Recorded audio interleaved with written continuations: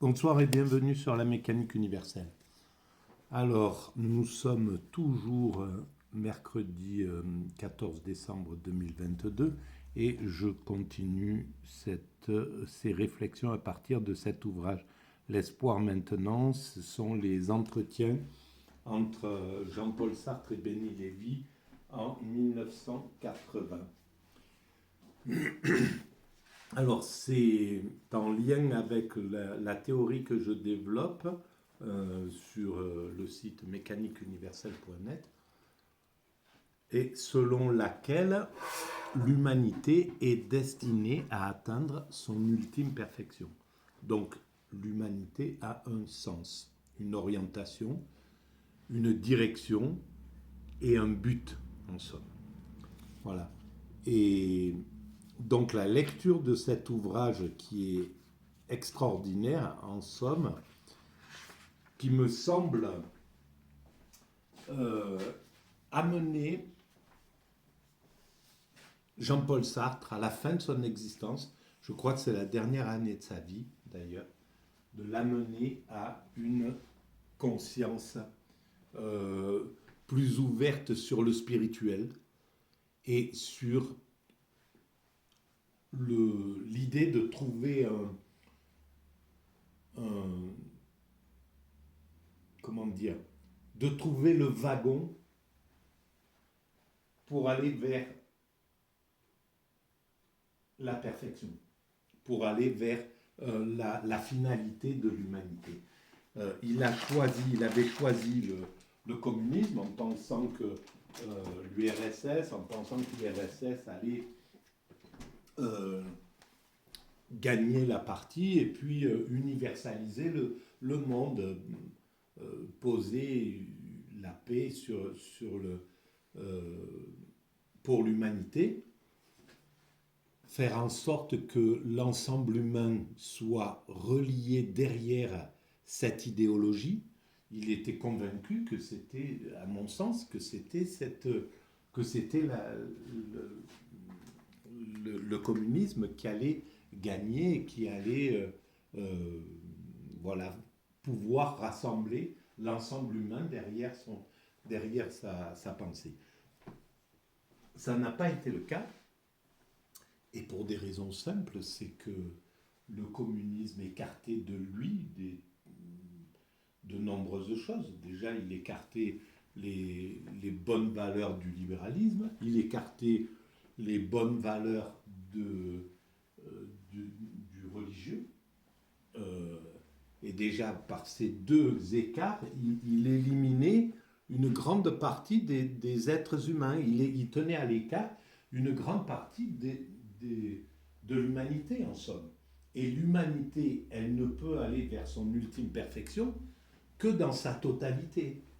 C'est euh, c'est quelque chose qui doit être absolument réunissant, en fait, qui doit être englobant, qui doit permettre d'englober si on utilise une, une idéologie, si, on, si une idéologie doit s'imposer dans l'humanité, il faut qu'elle soit apte à inclure, à être dans l'inclusion, pas dans l'exclusion.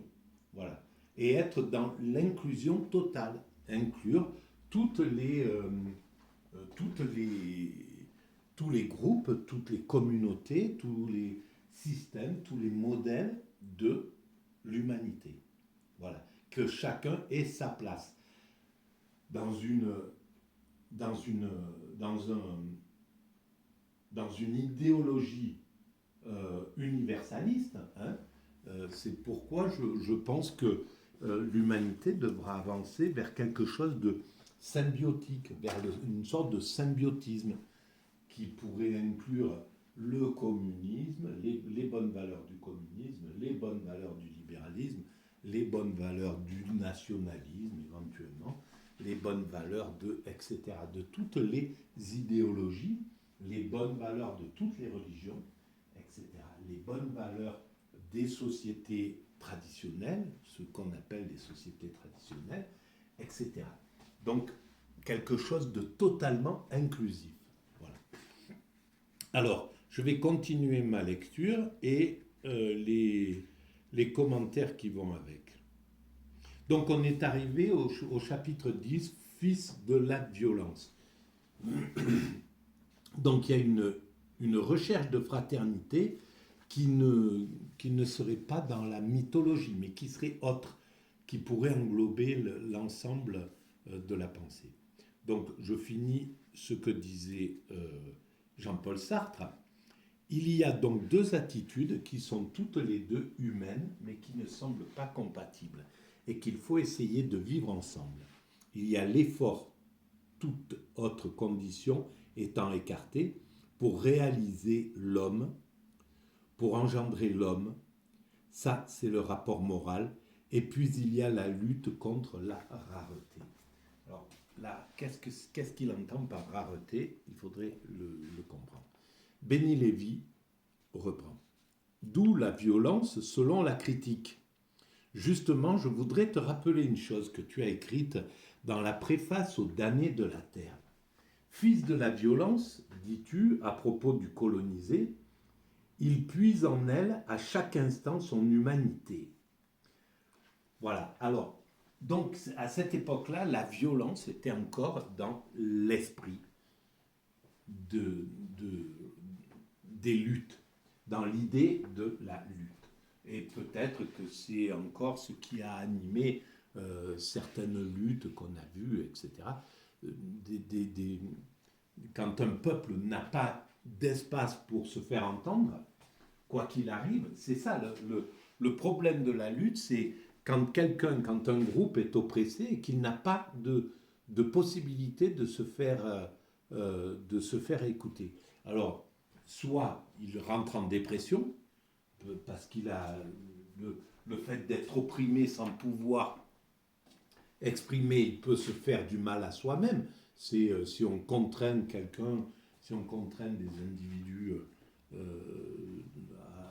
à ne pas pouvoir manifester leur souffrance, etc. Donc ils peuvent se faire du mal à eux-mêmes,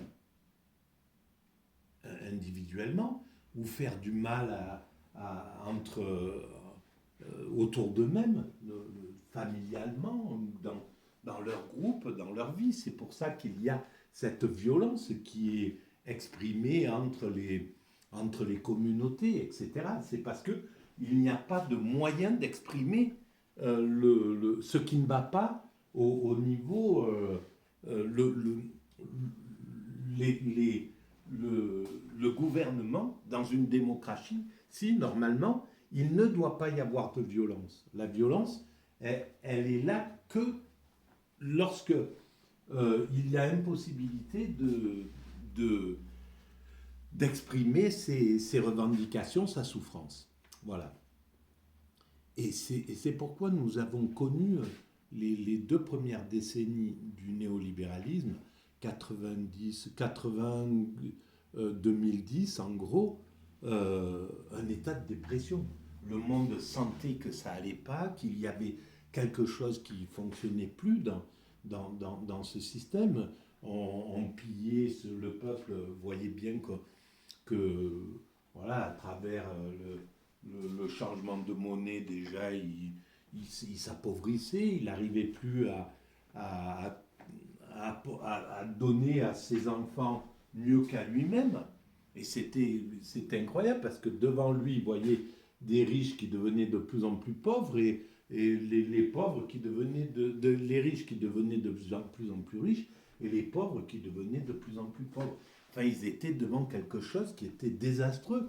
Et comme ils n'accédaient pas aux médias parce que les médias étaient vampirisés par l'oligarchie, les médias avaient été achetés par l'oligarchie, donc ils ne relayaient pas la souffrance du peuple, ils ne montraient plus la souffrance du peuple. Et donc les gouvernants, ne voyant plus la souffrance du peuple, tout simplement parce qu'ils gouvernent maintenant aux médias, les hommes politiques, ils gouvernent en fonction de ce qui apparaît dans les médias. Si les médias masquent ce qui se passe dans les banlieues, dans les villages, voilà, les gens voyaient que les centres-villes partaient en dégradation totale. Il y avait de moins en moins d'argent pour l'entretien des villes, enfin pour l'entretien des, des choses communes. Il y avait un gros problème, c'était un petit peu partout, général. Pareil à l'hôpital, pareil dans les écoles, pareil, etc. Il y avait quelque chose. Le monde se dégradait sous ses yeux et ça n'apparaissait pas dans les médias parce que les médias masquaient tout ça en réalité. Et donc voilà, le système a explosé. Mais en principe, dans une démocratie, il ne devrait pas y avoir de violence. Si on peut s'exprimer d'une autre manière, si on peut arriver à se fédérer, etc. Voilà. Le problème, c'est qu'il faut que les dominants acceptent qu'il y ait de la contradiction, acceptent qu'il y ait une opposition, un système qui laisse passer la contradiction pour pouvoir évoluer. Bon, voilà. Donc je continue. Au fils de la violence, tu dis. Donc, tu as écrit, alors, voilà, fils de la violence, dis-tu à propos du colonisé, il puise en elle à chaque instant son humanité dans la violence. En gros, c'est grâce à cette violence qu'il gagne en humanité. Alors, pour la colonisation, pour l'esclavage, évidemment, la violence est légitime, on va dire, parce qu'il n'y a pas moyen de passer d'une manière, de sortir d'une condition qui est hermétique. Si le système colonial dit non, il n'y a pas d'émancipation, bon, ben, il n'y a rien à faire, quoi. Il n'y a que la violence pour motiver les choses. Et en fait, dans bien des cas, ça a été la violence qui a bougé les lignes. Alors, évidemment, on peut voir qu'il y a d'autres solutions que la violence. Gandhi a montré une solution. Et évidemment, c'est la solution. Ça serait la solution et ça serait la solution pour tous les pays qui sont opprimés, pour tous les peuples qui sont opprimés. Ça serait la solution non violente qui réclame, en somme, du spirituel, en gros, qui réclame non seulement de l'abnégation, mais de l'intelligence aussi dans les moyens de lutte, dans la façon de trouver des systèmes qui peuvent faire infléchir le colonial, le système colonial. Et ils existent toujours, ces systèmes-là. La seule chose, c'est que si c'est les violents qui sont à la manœuvre, le mouvement, l'intelligence pacifique, la résistance pacifique ne peut pas passer. Et c'est les violents qui préfèrent aller se bagarrer, essayer de faire bouger les lignes avec la violence, et on se rend compte que ça ne fonctionne pas. On se rend compte que l'oppression, maintenant, il y a des systèmes le système dominant, il arrive à neutraliser quasiment toute forme de violence. Ça veut dire que c'est extrêmement consommateur d'êtres humains, de vie, pour bousculer un système colonial par la violence. Donc c'est pas la solution. À mon sens, c'est pas la solution.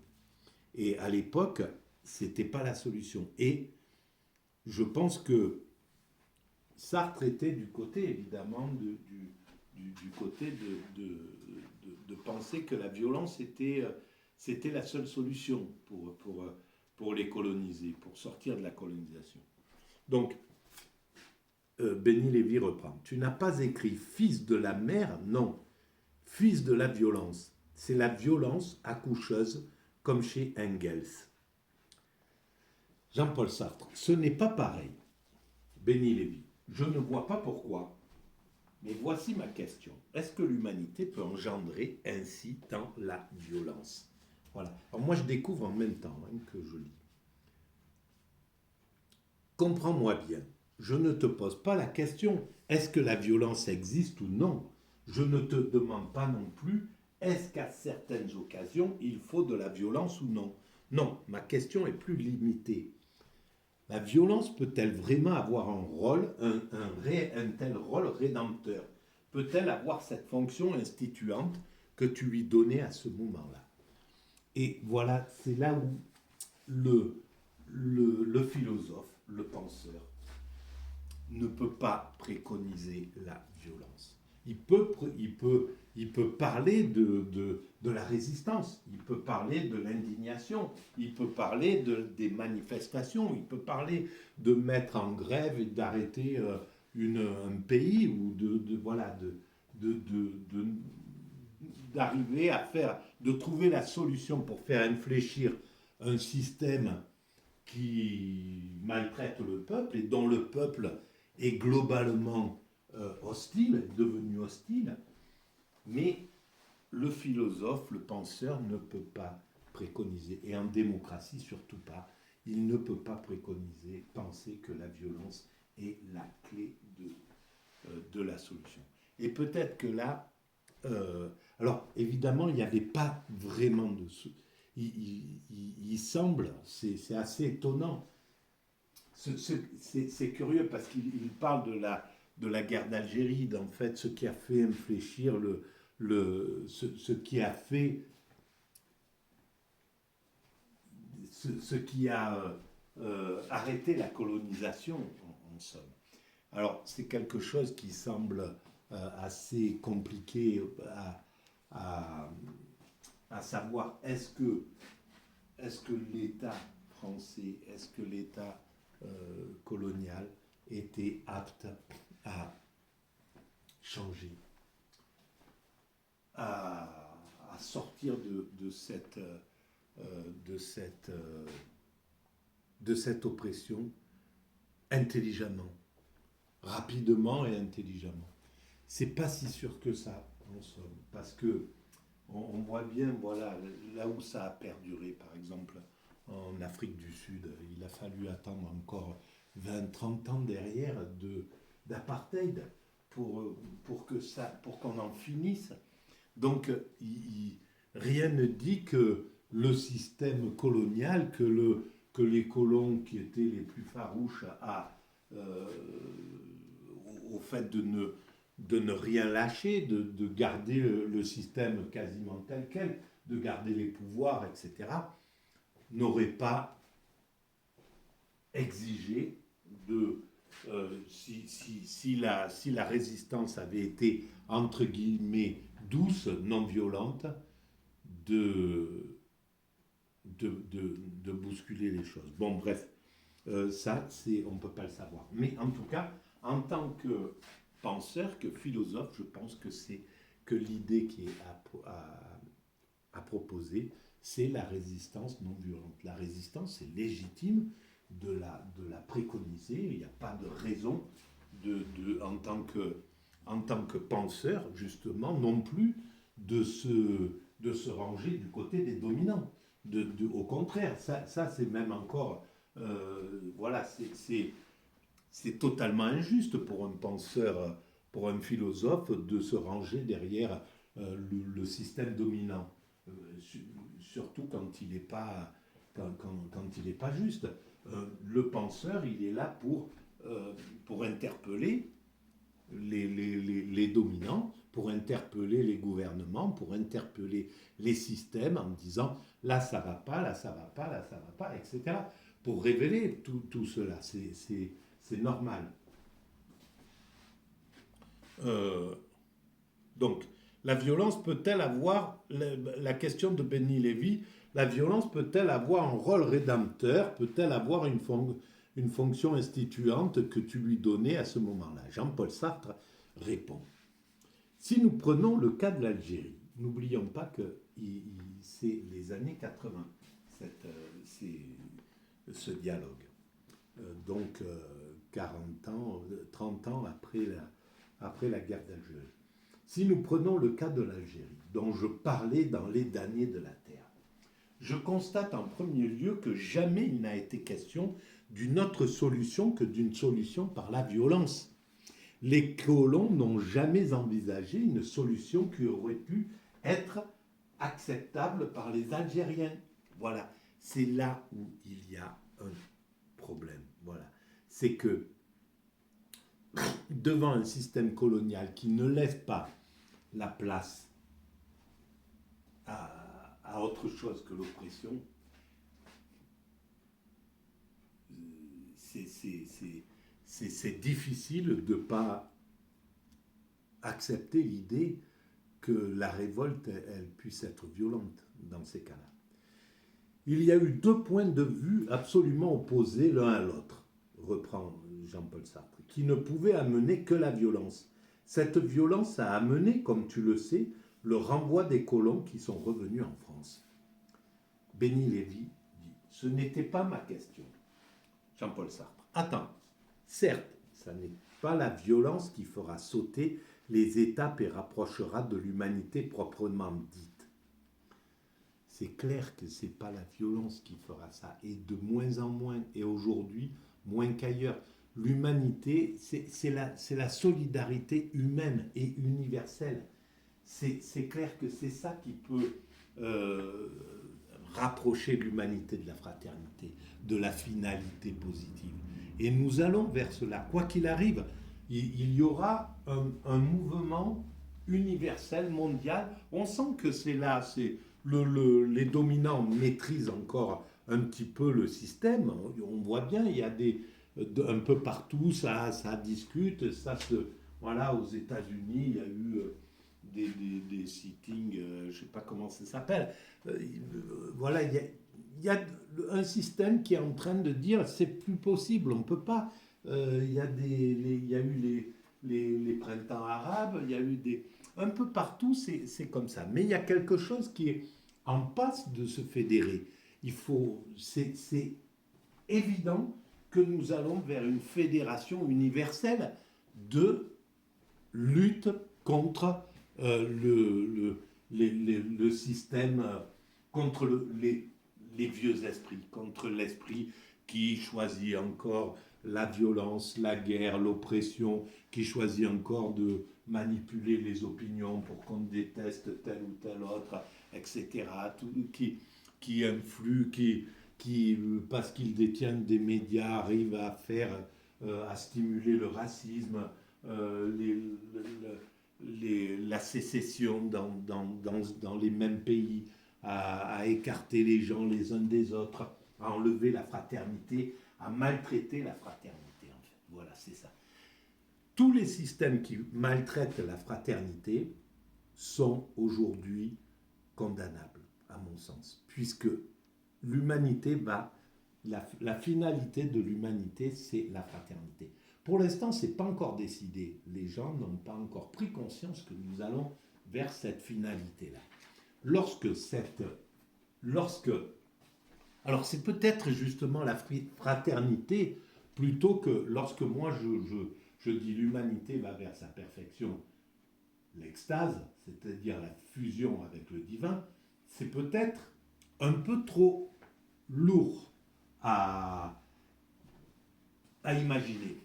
Parce que c'est du spirituel, ça peut pas vraiment, c'est pas quelque chose qui peut être vraiment fédérateur en somme. Mais c'est quelque chose que je pense juste. Je pense que nous allons que la perfection vers laquelle nous allons, elle est spirituelle et que ce sera la fusion avec le divin. Mais il est peut-être plus juste de parler comme finalité de fraternité, d'arriver à la fraternité.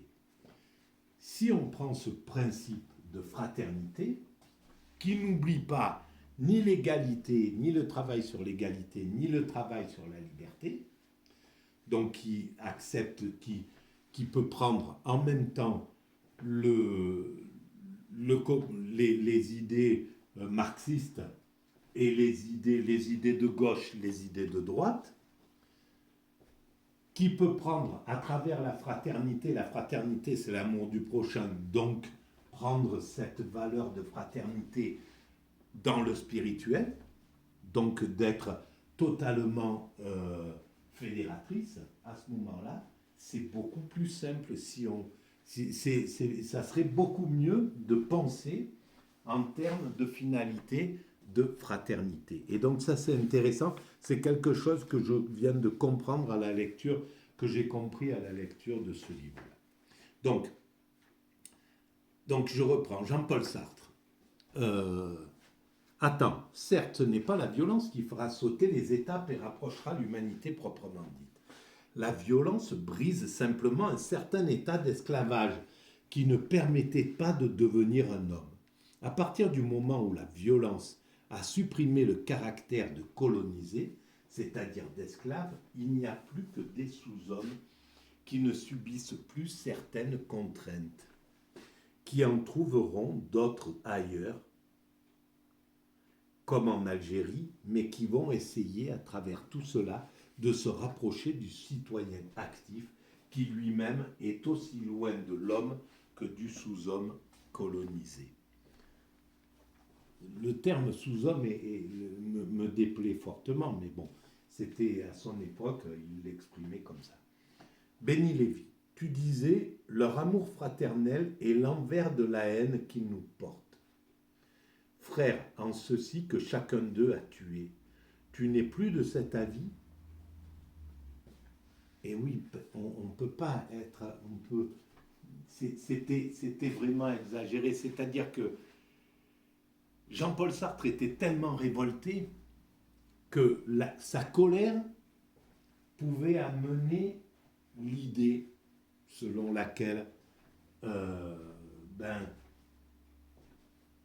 la fraternité, à travers la violence qui avait été engendrée pour se décoloniser en Algérie, avait construit une sorte de fraternité qui était importante. Et on voit avec le temps que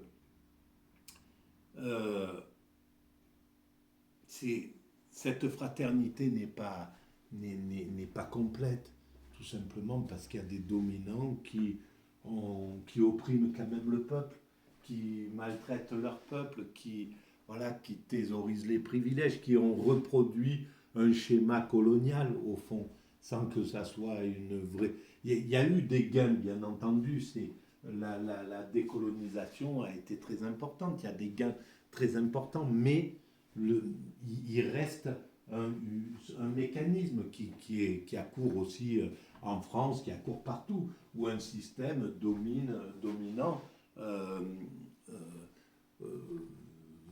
thésaurise les privilèges aux dépens du peuple, donc se révèle antidémocratique en somme.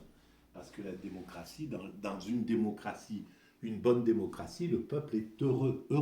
Et on ne peut pas dire aujourd'hui, par exemple en France, pourtant on est en démocratie, on ne peut pas dire que le peuple est heureux. C'est pas vrai.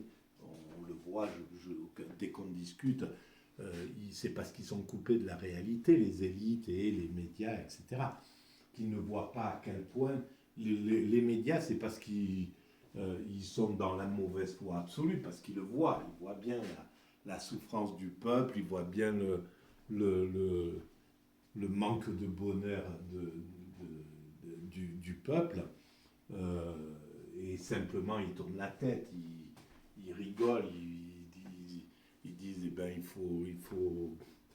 il faut divertir le peuple, il est malheureux, donc il faut le divertir. Alors que l'idée, ça serait, le peuple est malheureux, pourquoi? Voilà, on va éclairer, on va aller filmer, on va aller l'interroger, on va aller le voir, on va aller voir où ça souffre, à quel endroit ça souffre, etc. Et on le met aux yeux des dominants, aux yeux des hommes politiques. Voilà ce qui se passe dans votre pays, voilà ce qu'il faut changer. Voilà. Et des endroits où ça souffre, il y en a en pagaille. Sauf que ça monte pas. Bon, bref. Alors, Jean-Paul Sartre répond, je ne suis plus de cet avis de cette époque. Ça, c'est bien, voilà. Heureusement quand même, 20 ans après, qu'il ait pu faire son mea culpa. Mais c'est le minimum, hein, d'ailleurs. Béni Lévy reprend. La question est de savoir si c'est dans le travail qui consiste à tuer l'ennemi qu'apparaît l'expérience de la fraternité. Jean-Paul Sartre. Non. Mais à dire vrai, je ne vois pas encore clairement le vrai rapport entre violence et fraternité. Béni Lévy. Est-ce en tant que fils de la violence qu'ils sont frères, ou bien on découvre d'abord la fraternité, puis face à certains obstacles insurmontables, par d'autres moyens, il y a un forçage. On use alors de tel ou tel type de violence circonscrite, sans finalité éthique, qui, elle, procède de l'expérience de la fraternité. Point d'interrogation. Jean-Paul Sartre. Ce qu'il faut pour une morale, c'est étendre l'idée de fraternité jusqu'à ce qu'elle devienne un rapport unique et évident entre tous les hommes. Ce rapport étant en premier lieu un rapport de groupe proprement, de petits groupes liés d'une manière ou d'une autre à une idée de famille. Voilà. En somme, il le dit, Jean-Paul Sartre, c'est la famille, c'est l'humanité. Voilà. La seule chose, c'est ça. À son époque, il ne pouvait pas le dire, il n'arrivait pas à le voir. C'était les deux blocs étaient encore bien prononcés. Ils sont encore prononcés parce que malheureusement, les dominants ont besoin de les dominants belliqueux ont besoin d'avoir un adversaire, un ennemi. C'est valable pour les dictateurs, mais c'est valable aussi dans les démocraties. Les démocraties ont aussi besoin d'avoir, certains dominants ont aussi besoin d'avoir un ennemi, de se fabriquer un ennemi, d'avoir un point de mire pour expulser toute leur contrariété, tout leur mauvais sang, leur bile, je ne sais pas comment on pourrait dire, mais c'est comme ça. Et c'est humain, c'est malheureusement humain, c'est très facile de détester quelqu'un, que ce soit son voisin ou le village d'à côté parce qu'il nous a battus au rugby, voilà, c'est très facile d'avoir une sorte d'ennemi. Et voilà, on le voit à travers le sport ou à travers, à travers la politique, c'est très très facile de tomber dans cette version. Donc les dominants sont pas meilleurs que les autres, ils sont exactement comme les autres et donc ils ont, voilà, la seule chose c'est qu'ils embarquent beaucoup plus de monde dans leur haine, en somme, de l'autre, quand ils lancent une guerre, quand ils partent, voilà, ils sont beaucoup plus consommateurs d'êtres humains qu'une vendetta de village. C'est évidemment, voilà, c'est la seule chose qui est la différence. Dans un lointain passé, c'est ça la fraternité. Donc, il dit d'une manière ou d'une autre à une idée de famille. Dans un lointain passé, c'est ça la fraternité. En fait, au lieu du passé, il aurait dû dire dans un lointain avenir. C'est ça la fraternité. Mais bon, c'est clos par le groupe et c'est précisément la tendance de l'autre ou des autres à briser le groupe, cette frontière qui lie la fraternité à l'intérieur. C'est elle qui donne naissance à la violence, qui est précisément le contraire de la fraternité. Voilà ce que je dirais aujourd'hui. Et c'était pas ça. Le groupe, la fraternité du groupe, elle n'est pas suffisante. Simplement, il ne faut pas la briser pour l'ouvrir. Il faut venir fraternellement. Il faut frapper à la porte. Il faut faire comme chez nos cousins primates. Quand il y en a un qui arrive qui s'échappe d'une troupe et qui vient dans une autre troupe, d'abord il se met un peu loin, il reste un petit peu là, et il se montre, etc. Il montre qu'il est gentil, etc. Et puis tout doucement, le groupe va finir par l'adopter. Donc les groupes sont destinés à s'ouvrir. Les petits groupes, n'importe lesquels, que ce soit la nation, les nations sont destinées à s'ouvrir à l'universel. Les communautés sont destinées à s'ouvrir à l'universel, etc. Donc c'est que par la bonté qu'on peut ouvrir ce monde. C'est-à-dire que les religions peuvent s'ouvrir entre elles, mais par l'amour, par la fraternité, par le respect mutuel. C'est pourquoi, depuis 20 ans, depuis que j'ai découvert la mécanique universelle, j'essaye d'éclairer l'idée que et qui est la bonne en réalité, qui est réelle, qu'il y a par exemple dans les communautés religieuses, dans les religions, dans les spiritualités, le monde est fait est magique, est superbe.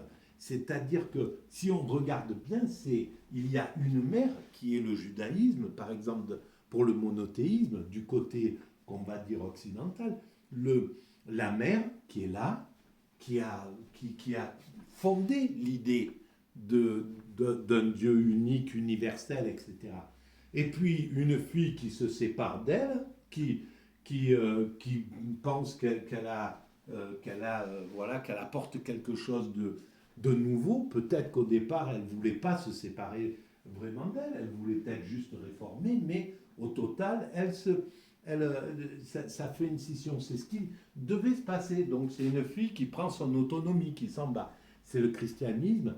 Et puis il y a une fille cadette qui 1000 ans après, 1300 ans après, arrive et pareil, elle pense qu'elle a des choses nouvelles et effectivement, elle a des choses nouvelles à apporter, etc. Et donc, elle se distingue. Mais la mère, l'origine est là. Et donc, il suffit, et après, même si il y a des discordes pendant des siècles, parce que ça devait se passer comme ça, il y a un moment où c'est le temps de la réconciliation, c'est le temps où les filles doivent reconnaître leur mère et la mère reconnaître ses filles. Voilà, et ça vient d'abord des filles qui reconnaissent la mère. Il ne faut pas se leurrer, c'est comme ça. Surtout quand la mère a été maltraitée pendant des milliers d'années. Donc, ou maltraitée, ou pas forcément maltraitée, mais des fois marginalisée, ou voilà, c'est dans ce truc. Donc, il y a un protocole qui se fait pour la réconciliation. Mais en tout cas, cette réconciliation doit se faire. De l'autre côté, c'est la même chose. C'est pas la même chose, mais on retrouve un équivalent sur l'autre partie du monde. À peu près pareil, hein, 4 milliards, voilà, on peut se retrouver avec les mêmes proportions, en gros. Et on se retrouve avec une mère qui est l'hindouisme, qui a rayonné, qui a donné euh, des, des- des sortes de filles, etc. Alors, voilà, c'est schématique, mais c'est là. C'est juste pour montrer la beauté de cette humanité, en définitive. Et il est temps maintenant se, de se réconcilier et de se fédérer. En fait, quand on le regarde, c'est exactement le parcours de l'humanité.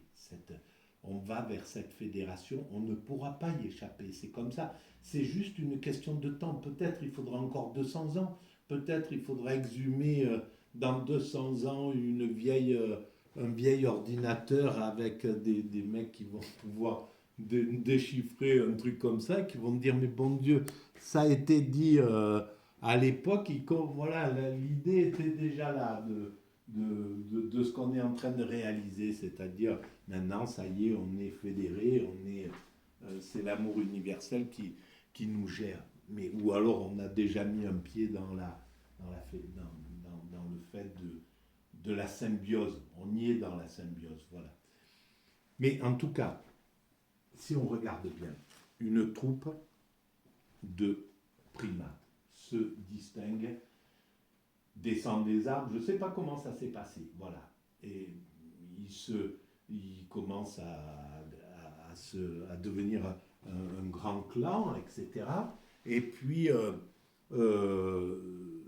il commence à se répandre dans la savane, s'adapter, s'acclimater, commencer à discuter. Et puis, on se répand, l'humanité se répand sur toute la planète. Pendant des milliers d'années, il a fallu des dizaines de milliers d'années pour que l'homme aille se répandre, s'acclimater à tous les endroits de la planète. Donc, et c'était par des petits groupes. Hein. Les groupes c'était des petites tribus, voilà, puis c'est devenu un peu des cités, etc. Mais on s'est retrouvé un peu disséminé sur toute la planète. Et puis, progressivement, il y a eu un, un moment d'unification progressive. Plusieurs tribus ont fondé des cités. Voilà, puis après, ça prend du temps évidemment. Plusieurs cités ont fait des sortes de pays, et puis etc. Et on voit, là, on est dans des confédérations. On fonctionne continentalement. On fonctionne, voilà, le continent européen, le continent asiatique, le continent africain, même si c'est pas encore complètement comme ça, mais on a drôlement agrandi notre truc de la tribu. On est maintenant avec un pays comme la Chine, avec 1,5 milliard de personnes, l'Inde pareil, et derrière, c'est une tribu d'1 milliard et quelques. C'est hallucinant, quoi. On est arrivé aux abords de l'unification. L'unification est à notre porte, à notre portée, à notre porte. L'intérêt de cela, c'est d'en prendre conscience rapidement. C'est ça le but de ce travail, en fait, en somme.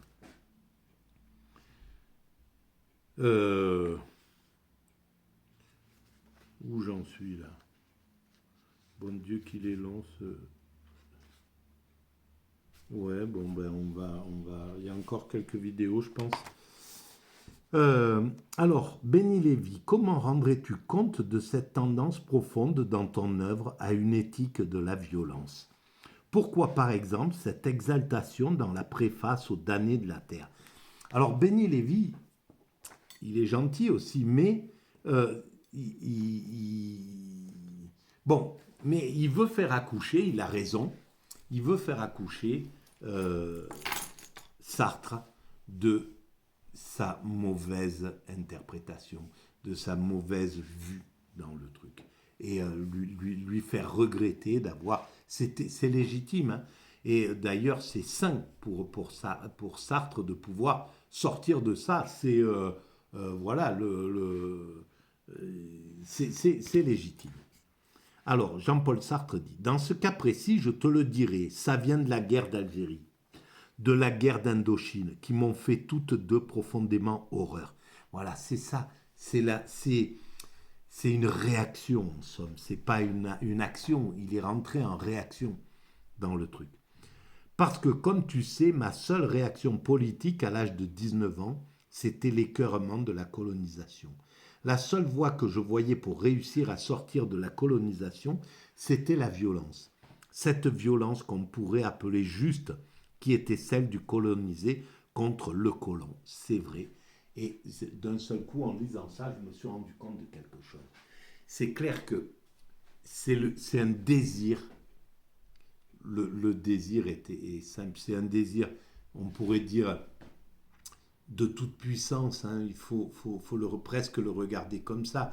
Je ne sais pas si c'est le désir de toute puissance ou qui fait qu'un être humain a envie, par tous les moyens, d'arrêter le cours du monde. Voilà. Il y avait une colonisation, il y avait une guerre de trucs pour maintenir la colonisation. La guerre d'Indochine, c'était ça, c'était pour écraser les justes, en fait, qui voulaient en finir avec la colonisation. Donc c'était une guerre totalement injuste qui était là. Et le philosophe Jean-Paul Sartre et bien d'autres voulait être plus fort que le chemin de l'humanité, en somme. Et donc, il cherchait par tous les moyens à vaincre, à être du côté, à vaincre l'impérialisme, en somme. C'était ça, c'était une lutte, c'est un désir de toute puissance. C'est peut-être un désir narcissique, je ne sais pas, c'est possible. Mais en tout cas, c'est un désir de changer ça. Mais moi, je suis sous cet angle-là quand on y réfléchit. Ce qui m'a sauté aux yeux, c'est ça, c'est que la face aux horreurs de ce monde encore, de ce monde qui est là, qui n'écoute pas, qui prend du temps, alors au lieu de respecter le temps, au lieu d'être un sage philosophe, un vrai sage philosophe se poserait là, dirait c'est pas juste, c'est comme ça, mais bon, le temps est là, ça viendra, etc. Voilà, il n'y a pas de problème. Qui ne préconiserait pas le fait de... Donc, mes révoltes, moi je préconise surtout pas la violence, bien entendu, mais quand j'insulte en gros les dominants sourds, les, les, les faucons du monde entier, etc., qui continuent à balancer des milliards dans la destruction, etc., quand je fais ça, c'est par dépit, c'est clair. Ils ne méritent pas ça en réalité, parce que c'est comme ça que se fait le monde. Et si à un certain moment, il faut passer par des choses comme ça, on peut être qu'un contemplateur de la façon, même si on critique, mais on doit pouvoir tenir compte de la réalité des choses. Voilà. Ça devrait être comme ça. Mais en tout cas, c'est pas mon cas. Je suis révolté et il n'y a pas de raison. Je, je, je sais que c'est pas bon. Je sais que c'est pas bien. Si je pouvais faire autrement, mais je le ferais. Mais à un certain moment, l'exaltation va faire que j'ai besoin et de cette colère, bien souvent, émergent des idées intéressantes aussi. Donc, voilà, il y a peut-être du sens. Mais en tout cas, c'est pour bousculer, quoi. C'est pour dire, mais vous voyez pas comment vous êtes idiots de faire encore des guerres, de continuer à aller mettre de l'argent dans le pétrole ou dans la guerre au lieu de, de mettre des milliards à la recherche pour qu'on sorte rapidement de ce marasme écologique, etc., etc. C'est ce que font les jeunes. C'est cette colère, les jeunes qui vont se coller la main dans le bitume, c'est le désespoir qui les pousse à ça. Il faut quand même se rendre compte de ça. On peut pas, on doit être solidaire de ces gens qui sont dans ce truc-là. Ceux qui souffrent, qui sont dans les pays musulmans, dans les pays africains, qui ne peuvent pas partir, qui n'ont même pas le droit, pas l'argent de faire comme les Occidentaux, ils peuvent juste regarder à la télévision des gens qui partent en tourisme, qui vont aller se balader, qui sont libres, qui font ce qu'ils veulent, etc., qui n'ont pas de... Et eux n'ont même pas les moyens de partir en voyage. Mais comment on peut accepter des choses pareilles, une telle injustice? Comment on peut accepter qu'il y ait en Inde des castes, des gens qui ne peuvent même pas sortir de leur caste, qui vont passer leur vie dans cet état de servitude, dans cet état d'esclavage? Comment on peut penser qu'il y a 50 millions d'esclaves actuellement dans le monde, qu'il y a peut-être 50 millions d'esclaves sexuels dans le monde? Comment on peut accepter que ce néolibéralisme soutienne toutes les mafias du monde, que les mafias prospèrent, qu'on accepte qu'ils puissent aller planquer leur pognon dans les îles, dans les paradis fiscaux qui s'organisent pour que personne n'aille toucher là-dedans, de résister encore pendant des décennies et des décennies. Ces dominants n'ont pas de compte à rendre.